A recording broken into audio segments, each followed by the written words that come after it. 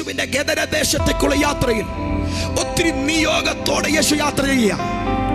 ഈ യാത്രയിൽ ഗദരദേശത്ത് വർഷങ്ങളായി ചെങ്ങല കൊണ്ട് ബന്ധിക്കപ്പെട്ട കല്ലറയിൽ കിടക്കുന്ന ഒരു യൗവനക്കാരൻ, കാലഘട്ടത്തിന്റെ ദൈവശബ്ദമാകേണ്ടവൻ, ഹല്ലേലൂയ, ദേശത്തിന്റെ സാക്ഷ്യമാകേണ്ടവൻ, ഹല്ലേലൂയ, ഗദരദേശത്ത് കല്ലറയിൽ കിടക്കുമ്പോൾ ഈ ചെറുപ്പക്കാരനെ വിടുവിക്കാൻ യേശു ഗദരദേശത്ത് യാത്ര തുടങ്ങിയ.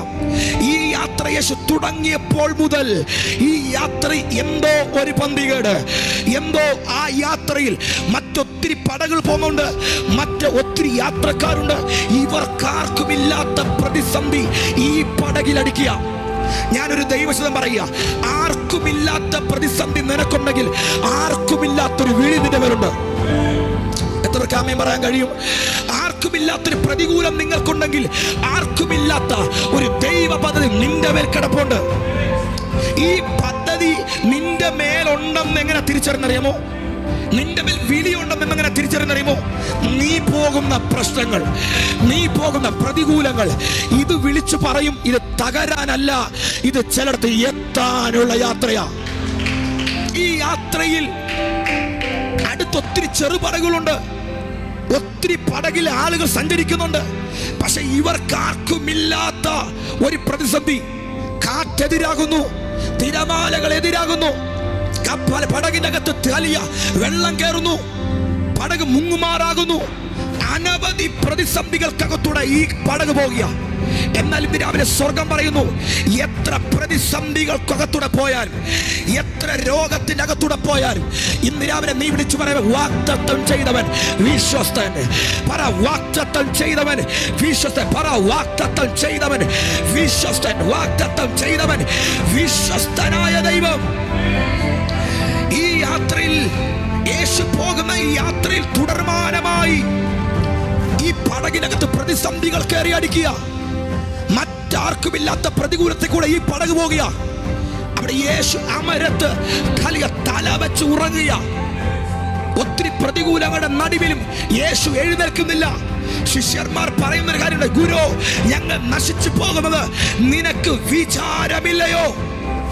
ശിഷ്യന്മാരുടെ വിശ്വാസം പോലും നഷ്ടപ്പെട്ടു പോയി. എന്നാൽ ഇന്ന് രാവിലെ ഒരു ദൈവശബ്ദം പറയുക, ഈ രാവിലെ നിന്റെ വിശ്വാസത്തെ നീ മുറുകെ പിടിക്കണം. ഏത് പ്രതിസന്ധിയുടെ നടുവിലും നിങ്ങളുടെ വിശ്വാസത്തെ നിങ്ങൾ മുറുകെ പിടിക്കുക.